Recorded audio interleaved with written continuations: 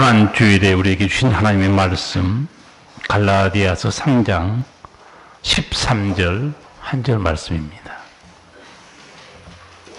신약 성경 305면에 있습니다. 갈라디아서 3장 13절입니다. 그리스도께서 우리를 위하여 저주를 받은 바 되사 율법의 저주에서 우리를 속량하셨으니 기록된 바 나무에 달린 자마다 저주 아래에 있는 자라 하였습니다. 아멘. 사람들은 고통과 어려움은 참을 수 있어도 수치와 모멸감은 참지 못합니다. 그런데 하나님이신 예수님이 사람에게 말할 수 없는 수치와 조롱을, 모멸감을 당하셨습니다. 사람들에게 극한의 육체의 고통을 당하시고 십자가에 돌아가셨습니다. 한마디로 신이 자기를 창조한 인간에게 죽임을 당한 것입니다. 어떻게 이런 일이 가능합니까? 신이 사람을 죽일 수 있어요. 그렇죠? 하나님은 인간을 죽일 수 있습니다. 인간이 하나님을 죽인 거예요. 오늘 고난주간 예배 드리면서 정말 자리에 앉아서 예배 드리는 게 부끄럽다는 생각이 들었어요. 무릎을 꿇고 예배를 드려야 되는데 주인이 어떻게 앉아 있습니까? 무릎을 꿇어야죠. 그런 생각 안 듭니까, 여러분? 내가 주인이 무릎 꿇고 예배를 드려야지. 그게 마땅한 거 아니에요? 다 우리 모두 다 의자가 있어서 참 앉아서 예배 드리고 있지만 우리 조상들이 마룻받아서 예배 드린 거 너무너무 좋은 예배 환경입니다. 예배 뜻 자체가 무릎을 꿇다는 뜻입니다. 절하다는 뜻이에요. 예수님이 말할 수 없는 십자가의 고통을 당하시고 조롱을 당하시고 죽으셨어요. 이 예수님의 십자가에 대해서 성경에 사람들이 말이 많아요. 첫째, 예수님을 재판했던 빌라도 예수님의 십자가 처형에 대해서 어떻게 말했을까요?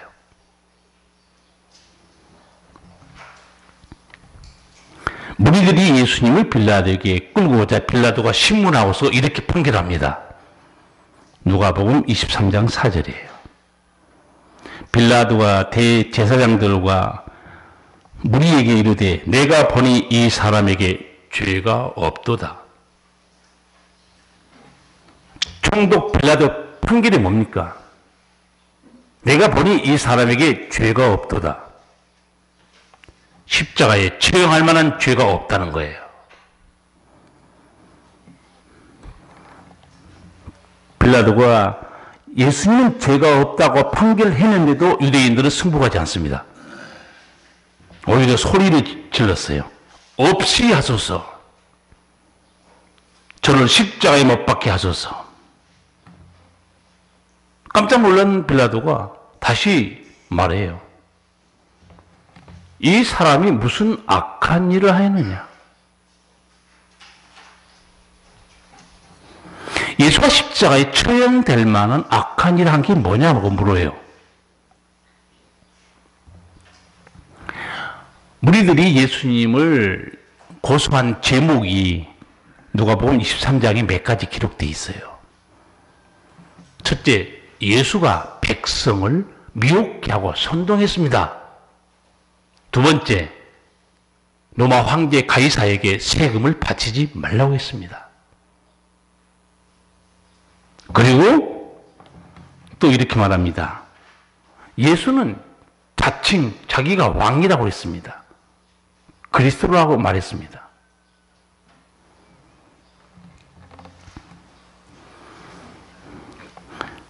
그러나 빌라도는 다시 한번 말합니다.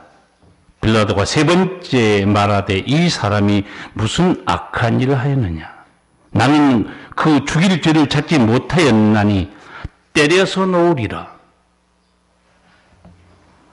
이게 예수님 십자가 처형에 대한 빌라도의 판결이고 빌라도의 생각이었어요. 그렇다면 대제사장과 무리들은 예수님 십자가의 처형에 대해서 어떻게 생각했을까요?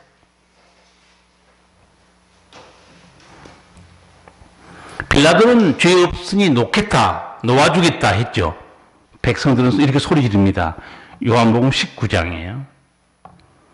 우리에게 법이 있으니 그 법대로 하면 저가 당연히 죽을 것은 저가 자기를 하나님의 아들이라 함이니이다. 저희가 소리 지르되 없이 하소서 없이 하소서 저를 십자가에 못 박게 하소서. 예수님은 자신이 하나님의 아들이라고 주장했기 때문에 이게 신성모독죄입니다. 우리 법대로 하면 그는 죽어야 됩니다. 율법대로 하면 처형해야 됩니다. 사람들이 이렇게 예수님에 대해서 말할 것이라고 이사야 선지자가 이미 예언했습니다. 그것도 예수님 오시기 700년 전에. 이사야 53장, 오늘 우리 교동문에도 이미 우리가 한번 보았습니다.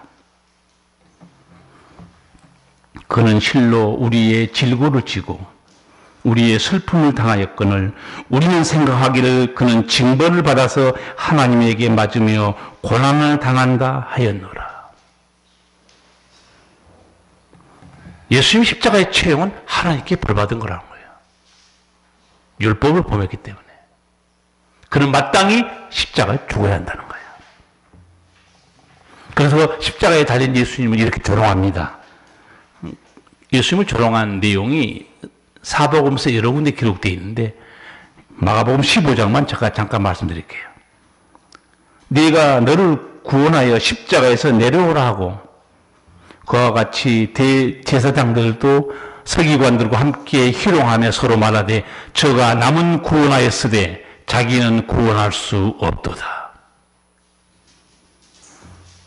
아니 하나님께 징벌을 받아서 십자가에 달린 주제에 무슨 구세주냐 이거예요. 아마 나는 이 이스라엘 백성들이 마지막 선지자 세례 요한이 예수님을 소개했던 말을 기억하지 못한 것 같아요. 마지막 선지자 세례 요한이 예수님을 어떻게 소개했죠? 요한복음 1장 29절에 있습니다. 보라, 세상 죄를 지고 가는 하나님의 어린 양이로다. 이스라엘 백성들은 선지자 말은 깜빡 죽습니다. 그 하나님의 음성이기 때문에. 예수님을 향해 말해주죠. 소개하면서 보라, 세상 죄를 지고 가는 하나님의 어린 양이로다. 예수님을 조롱하는 말을 하다가 예수님이 구세주이시구나 하는 말을 엄격하게 내뱉어버립니다. 그게 오늘 나와 있어요. 마가복음 15장에 뭐라고 말하는가? 저가 남은 구원하였으되, 조롱하다가 엄격하게 진리를 말해버립니다. 저가 남은 구원하였으되. 예수님이 어떻게 구원한지 우리는 알고 있어요.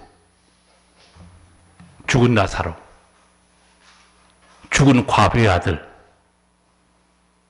야이로의 딸, 죽은 딸을 예수님이 살렸어요. 구세주 아니에요? 자기들 알고 있기 때문에 자기들이 엄격히 말이 나온 거예요. 저가 남은 구원하였을 때 죽은 자를 살리신 분은 하나님이죠. 그럼 믿었어야지. 조롱했던 대제사장 서기관 어느 누가 생명을 살렸습니까? 없어요. 생명의 주인은 예수님이에요. 하나님께 저주받아서 문둥병자가 된 사람 예수님 찾아오죠. 사실 그 문둥병은 더 이상 하나님께 나올 수 없는 병이에요. 아시죠? 하나님께 벌을 받아서 문둥병 걸렸는데 어떻게 하나님께 또 고쳐달라 하겠어요? 길이 없어요. 건강관리 잘못한 거 아니에요. 구약성경에 하나님께 벌 받아서 문둥병 걸린 사람 여러분 알고 계시죠? 우시야, 모세의 누나 미리암. 하나님이 내린 벌입니다, 문둥병. 그 문둥병에 대해 예수님이 찾아와요. 소문을 듣고 찾아왔겠죠. 예수님은 어떤 죄인도 어떤 병자도 다 불쌍히 여기신다 말을 듣고 찾아왔겠죠. 그러면서 감히 고쳐달라는 말을 못하죠. 그 문둥병자가 뭐라고 말하는가? 주께서 원하시면 저를 깨끗게 할 수 있습니다. 그렇죠. 하나님이 원해야 가능해요. 불가능한 일입니다. 예수님께 손을 대시죠. 손 대는 것도 율법 어긴 일이죠. 문둥병자는 접촉을 못하게 되어 있습니다. 또 격리해서 살아야 돼요. 여러분 요새 스스로 격리 많이 하고 있죠? 문둥병자가 체험하고 있는 거예요. 스스로 목사님 이제 이번 주 격리 끝납니다. 다음 주 격리 끝납니다. 그런데 격리의 법을 어기고 세상 밖으로 나온 거예요. 손을 댔다는 것은 정말 충격적인 사건입니다. 그것도 하나님의 아들이 이 죄인에게 손을 대다니. 그게 예수님의 사랑이에요. 용서고. 내가 원하는 이 깨끗함을 받으라. 그 말 한마디에 그 인생의 봄날이 찾아온 거예요. 새 인생이 시작된 겁니다. 뿐만 아니죠. 열 문둥병자도 예수님이 여리고 지나갈 때 소리 지르는데 그 기록을 보면 이렇게 돼 있어요. 멀리 서서, 당연히 멀리 서 있죠. 가까이 못 들어옵니다. 멀리 서서 예수 선생이여 우리를 불쌍히 여기주세요. 예수님이 고쳐주시는데 율법대로 해줍니다. 참 예수님 보면 하나님의 그 말씀 율법을 다 순종해요. 고쳐줄 수도 있는데 율법대로 말합니다. 뭐라고 말하냐면 제사장에게 가서 내 몸을 보이라고 그래요. 율법에는 문둥병자가 나았는지 안 나았는지 확인을 해주는 사람이 제사장이었어요. 그러니까 제사장이 확인을 해줘야 동네 사람 믿습니다. 아, 저 사람 나았구나. 예수님이 율법대로 말한 거죠. 그러니까 내가 아무리 고쳐줘도 제사장이 선포하지 않으면 동네 사람 안 믿습니다. 제사장에게 가서 몸을 보이라는 거예요. 아마 가면서 불평했을 거예요. 아, 고쳐주지도 않고 뭐 이런 몸으로 가서 무슨 제사장에게 보이라는 거야. 근데 성경에는 어떻게 되어 있습니까? 저희가 가다가 이렇게 되어 있어요. 가다가 몸이 나은 걸 알게 됐어요. 대제사장 무리들이 조롱한 말대로 되지 않습니까? 저가 남은 구원하였으되. 구원하고 있잖아요. 왜 안 믿는 거예요? 고의적으로 안 믿는 것은 예수님이 구원이 없다고 그랬어요. 그게 성령 회박죄입니다. 고의적으로. 여러분 이제 감정과 진리를 분별하시기 바랍니다. 사람은 이게 진리고 맞는데 감정이 폭발하고 기분 나쁘면 거부해버립니다. 조심해야 돼요. 우리 모두 그런 감정을 가지고 있어요. 자존심, 고집 이런 게 있어가지고요. 뻔히 맞는 거 알면서도 거부해버려요. 순종하지 않고. 죽음에 이르는 길입니다. 어젯밤에 예수님께서 왜 내 말을 들을 줄 모르냐.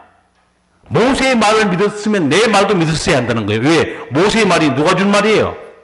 예수님이 준 말이죠. 예수님이 하나님이기 때문에. 그러면서 예수님이 나중에 독소를 뽑습니다. 이 독사의 새끼들아, 마귀 새끼들아 그래요. 저는 가끔 여러분에게 설교하다가 농담으로 입을 찢어야 한다고 그래도 여러분 저를 속으로 목사가 어떻게 저런 말 하지? 예수님이 더해요. 저는 여러분에게 설교 중에 성도들을 향해서 이 마귀 새끼들아 말한 적은 없어요. 예수님 직접 말했어요. 유대인들에게. 이 마귀 새끼들아. 구원 없어요. 마귀 새끼들 구원 없습니다. 예수님이 유대인들에게 나중에 한 말이 있어요. 동서남북으로부터 사방에서 와서 아브라함과 이삭과 야곱과 함께 천국에 앉으려니와 본 자손은 바깥 어두운 데 쫓겨나 슬피 울며 이를 갈미쓰리라. 난 찬송가 중에 이런 찬송가 좋아해요. 감정을 버리고 말씀에 서니 불완전한 믿음 완전해지고. 어줍지 않은 내 감정, 고집, 기분으로 예수 믿지 마세요. 말씀을 따라가야 됩니다. 모든 걸 내려놔야 돼요.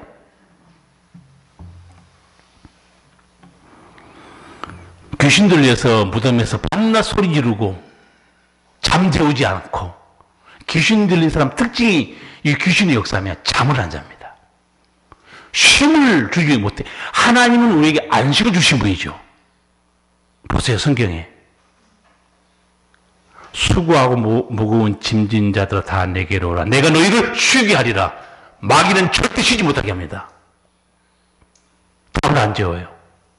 끊임없이 의심하게 만들고, 원망 불평을 쏟아내게 만들고. 그런 귀신이 들린 사람, 2,000마리의 귀신 들린 사람 예수님께서 말씀 한마디로 합니다. 나오라 그래요. 순식간에 나가요. 저도 귀신 들린 사람하고 여러 번 싸운 경험이 많이 있는데, 정말 신기한 게 귀신이 하나가 아니고, 막달라 마리아에게는 귀신이 몇 마리 들어갔어요. 7 귀신이죠. 무덤가에 산 사람 그 청년에게 몇 개나 들어갔어요. 2,000마리입니다. 영적 세계는 신비로워요.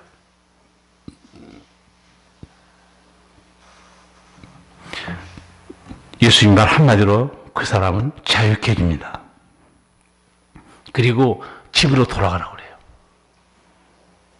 가족을 사랑하신 예수님. 이 한 사람 때문에 온 식구가 얼마나 고통을 당했겠어요. 저 예수님 따라오겠습니다. 나를 따르지 말고 집으로 돌아가라. 내 친족에게 돌아가서 내게 향한 큰 일을 얘기하라고 그래요. 남은 구원하였을 때 구원한 거 아니에요? 유대인들이 조롱하는 가운데 엄격결의 진리가 나와버립니다. 저가 남은 구원하였을 때 자기는 구원하지 못하는도다. 십자가 달려서 거기 있으니까 왜 너는 너를 구원 못하고 거기서 못 내려오니? 내려오라 그러면 믿겠노라. 자기들은 무슨 말 하고 있는지도 몰라요. 예수님 십자가에 내려오시면 우리 구원 없습니다. 전 인류의 구원 없어요.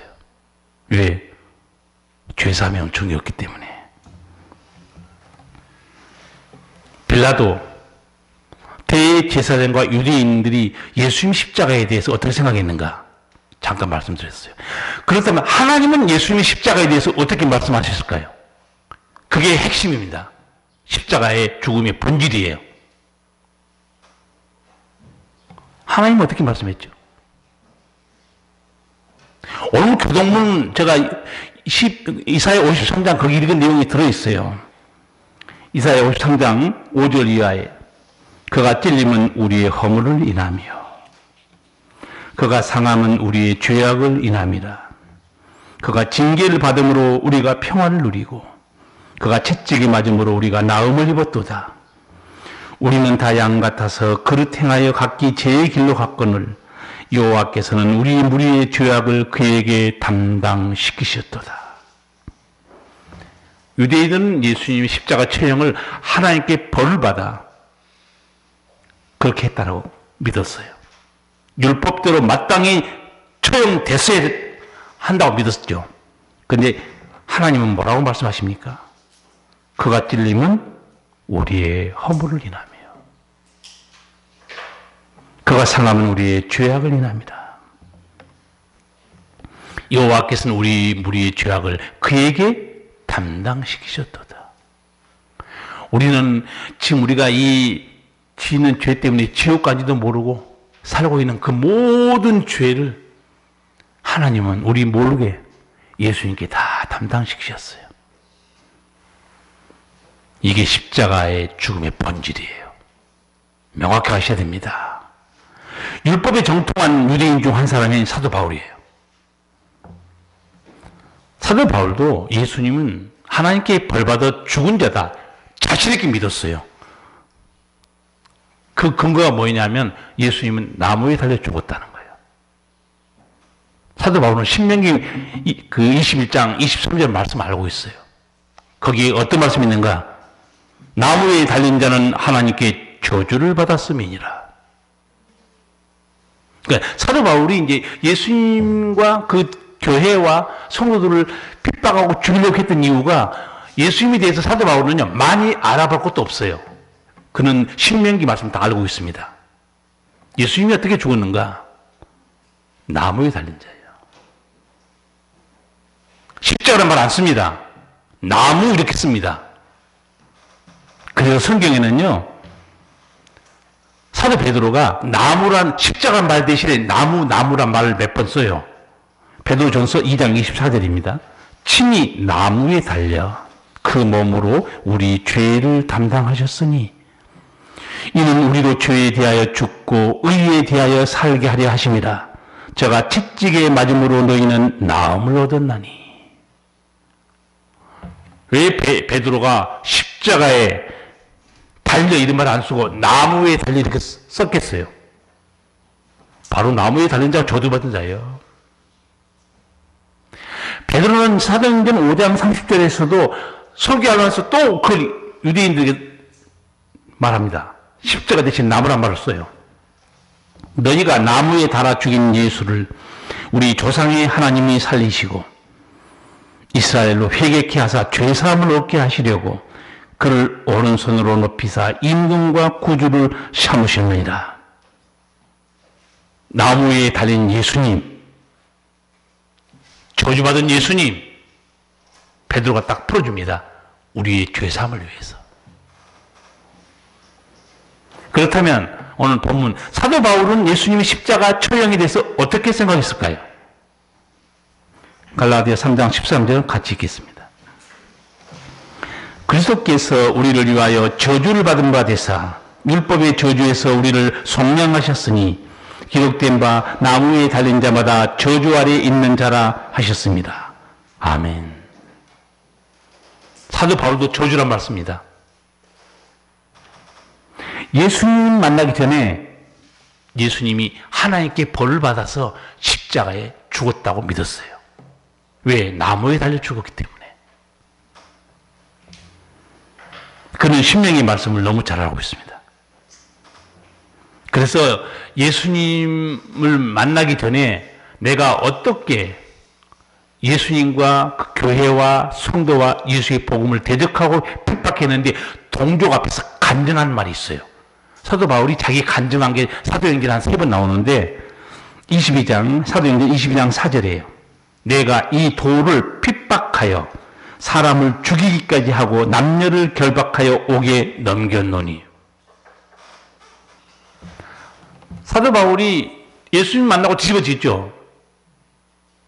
갑자기 저주받은 자를 믿으라 하니 유대인들이 저놈을 살려둘 자가 아니라고 한 거예요. 율법을 지켜야 구원받는 것이지 저주받은 자를 믿으라 하니 저 자는 살려둘 자가 아니다. 그런데 바울은 목숨 걸고 당당히 간증합니다. 여러분 불형들이여 내 말을 들으소서. 여러분 내가 어떻게 사는지 아시죠? 내가 대제사장에게 고문을 받아가지고 다메섹까지 남의 나라까지 쫓아가서 성도를 잡아오려고 고문받아고 간 거 아시죠? 가다가 다메섹에 가는 중에 햇빛보다 더 강한 빛이 날 비췄다는 거예요. 나는 꼬그라졌고 그때 음성이 들렸다는 거예요. 사울아 사울아 왜 내가 나를 핍박하느냐. 주여 누구십니까? 나는 내가 핍박하는 예수다. 여러분 죽은 자는 말이 없어요. 죽은 예수가 어떻게 말합니까? 바울은 이제 충격받은 거예요. 그러면 부활했다는 게 사실이구나. 죽은 자가 어떻게 말합니까? 나는 내가 핍박하는 예수라. 그 간증 다 합니다. 동족 앞에서. 전에 내가 주님을 몰랐을 때 십자가에 달렸기 때문에 나무에 달린 저주받은 예수를 전한다는 거, 우리 동족을 미혹에 빠뜨린 일이요. 나사렛 이단 교수였다고 그래요. 근데 만나고 보니까 오늘 바울이 어마어마하게 뒤집어지고 깨달은 말이 딱 그겁니다. 13절. 저주받았는데 누굴 위해 저주받은 거예요? 그리스도께서 우리를 위하여 저주를 받은 바 되사. 그 저주가 우리 때문에 받은 저주였다는 걸 알게 되는 거예요.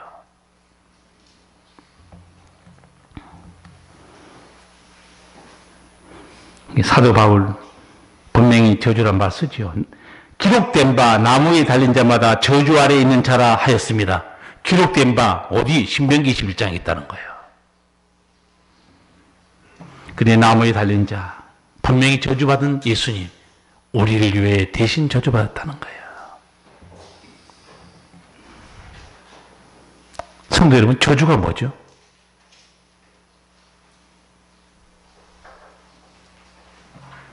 국어사전에 보면 저주, 재앙과 불행 이렇게 돼 있어요. 제가 이 단어를 히브리 헬라어에서 저주란 말이 어디서 나왔는가 쫙 조사해 봤어요.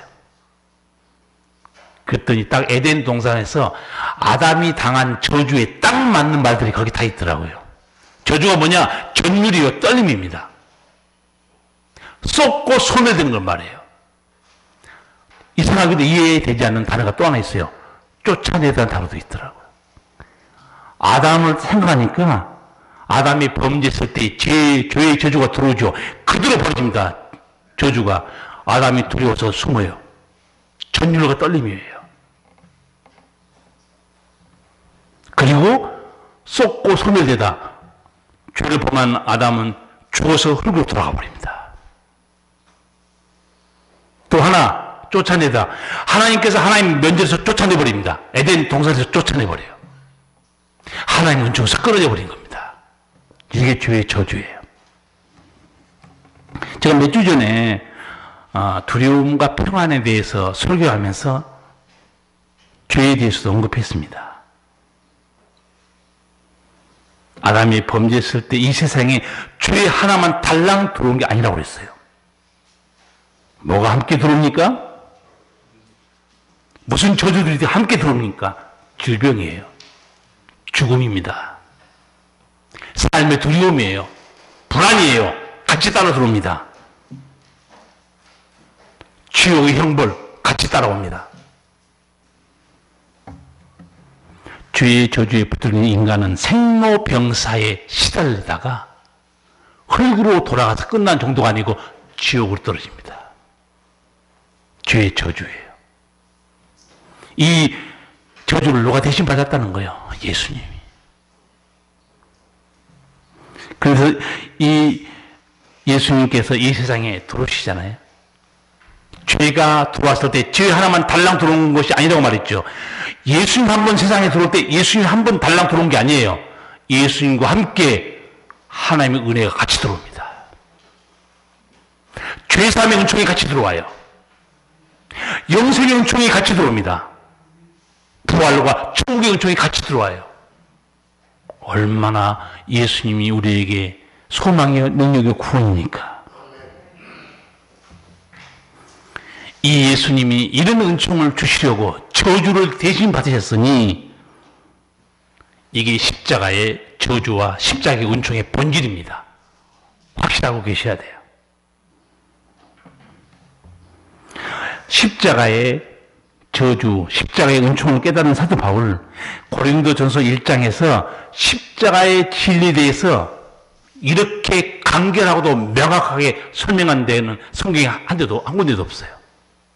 거기도 십자가에 대해서 이방인과 유대인과 그 다음에 믿는 사람들이 십자가를 어떻게 이해하고 있는가 정말 탁월한 신학자로서 설교를 해줍니다.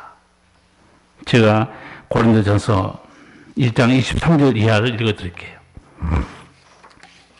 우리는 십자가에 못 박힌 그리스도를 전하니 유대인에게는 거리끼는 것이요 이방인에게는 미련한 것이로되 오직 부르심을 입은 자들에게는 유대인이나 헬라인이나 그리스도는 하나님의 능력이요 하나님의 지혜니라. 십자가에 대한 생각들이 다 다르죠. 첫째, 유대인에게는 십자가가 어떤 거였어요? 거리끼는 것이요. 왜 거리끼는 것이에요? 아니, 나무에 달린 자가 저주받아 죽었는데 어떻게 저주받은 자를 믿으라는 얘기냐 이거예요. 당연히 거리끼는 거죠. 말도 꺼내지 말라는 거예요. 두 번째, 헬라인에게는 미련한 것이요. 당시 헬라 그러면 로마를 말합니다. 사실은. 로마 사람들에게 십자가는 미련한 것이라는 거예요. 왜? 자기들은 압니다. 로마에서도 십자가 처형이 있었어요. 그 처형은 가장 비천한 죄수. 로마를 대항해서 반란을 일으킨 자들 처형한 형틀이 십자가였습니다.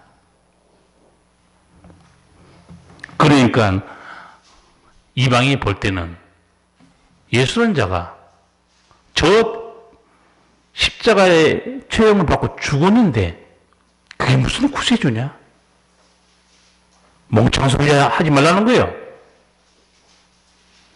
로마의 지리는 힘입니다. 살아있어야 누구를 살리든가 말든가 하는 거예요. 미련한 것이란 십자가가. 저주받은 자를 믿는 것은 미련한 일이라는 거예요. 그러나 믿는 자들은 어떻습니까? 믿는 자들에게는 십자가가 어떤 능력이 있는가? 하나님의 구원의 지혜요 하나님의 능력이라고 말합니다. 왜 그럴까요? 여러분 오늘 십자가에 대해서 확실하게 제가 여러분들 정리해서 말씀드렸는데 십자가의 속에 숨겨진 것이 있습니다. 우리 교회 십자가 지나가는 마을 사람도 다 봐요. 여러분도 보고 있어요. 동네 사람들은 십자가 속에 무엇이 숨겨지는가 못 봅니다. 우리는 말씀을 통해서 십자가에 뭐가 숨겨진지 알고 있어요.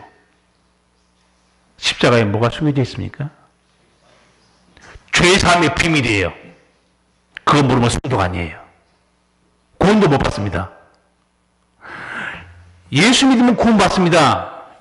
그렇게 말한 것은 바른 말이 아니에요. 나를 위해 십자가에 달리사 죄사함을 주시는 예수를 믿어야 구원 받습니다. 그 정답이에요. 그냥 예수 믿으면 구원 받는다. 몰라요, 사람들은. 완전한 문장이 바로 그겁니다. 십자가에서 죄사함의 은총을 주신 그 예수를 믿는 자가 영생을 얻는 거예요. 그래서 그 말을 밤에 찾아온 니고데모에게 예수님이 설명해 줬어요. 광야에서 뱀이 든 것처럼 인자도 들려하리니. 이 들린 예수를 믿는 자가 멸망치 않고 영생을 얻는다고 그랬어요. 니고데모가 들린단 말이 뭐지? 3년 후에 깨달았을 거예요. 3년 후에 예수님은 어디에 들립니까? 십자가에. 이 말씀이었구나. 광야에서 뱀이 들린 것처럼 인자도 들려하리니 예수님께서 십자가에 달린다는 말씀이었구나. 저를 믿는 자마다 멸망치 않고 영생을 얻게 하려 하심이라.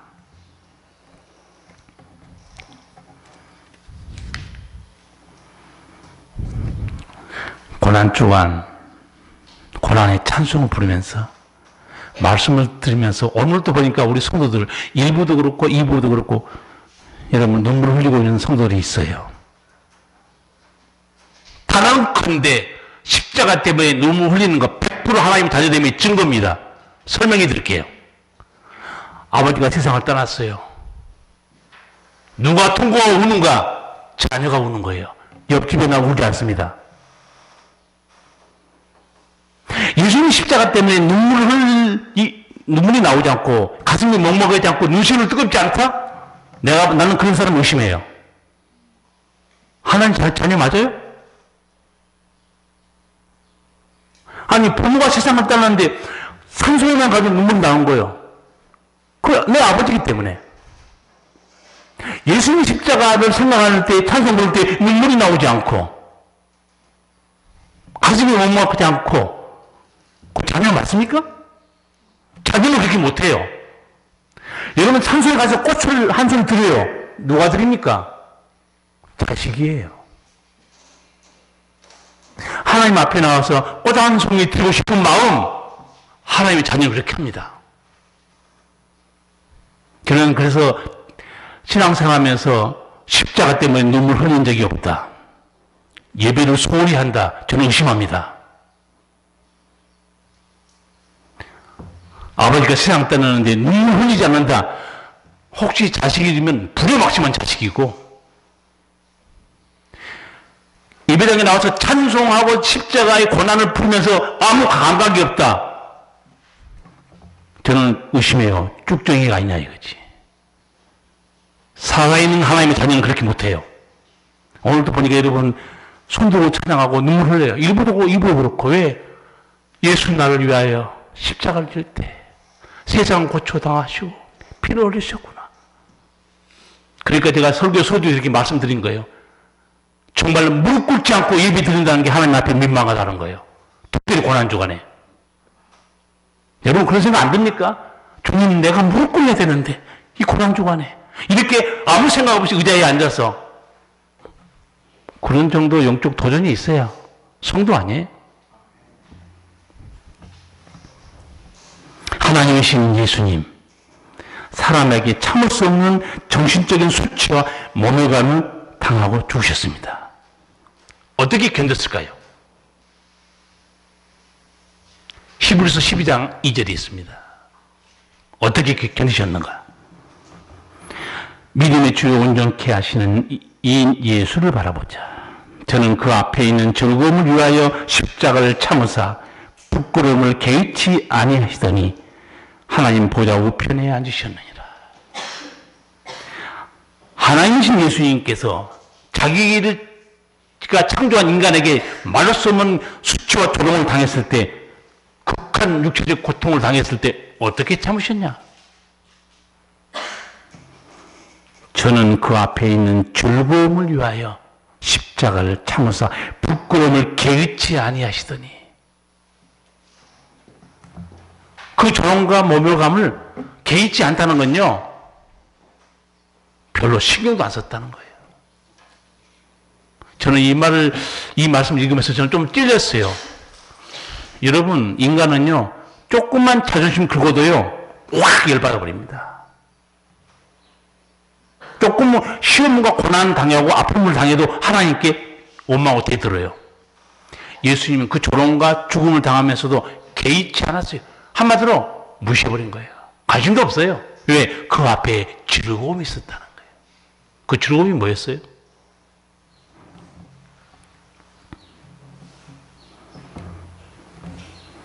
그 즐거움이 또 이사야 53장에 이미 예언되어 있습니다.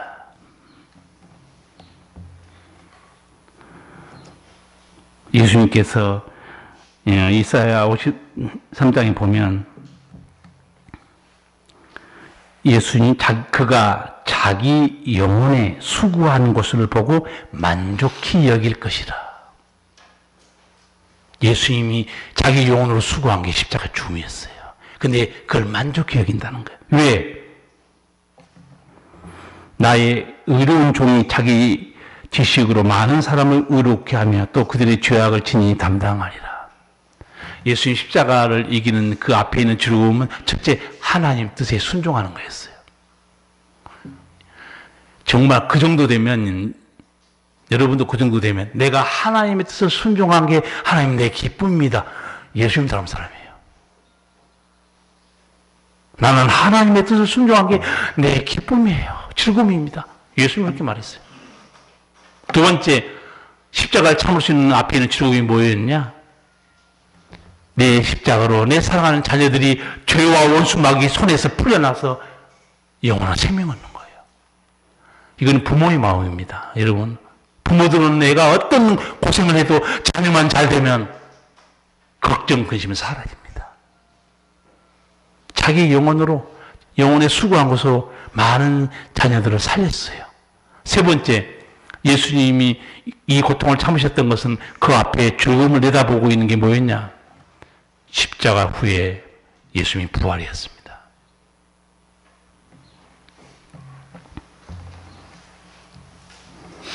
성도 여러분, 예수님이 이 즐거움 때문에 십자가의 조롱과 수치와 모멸감을 개의치 않았어요.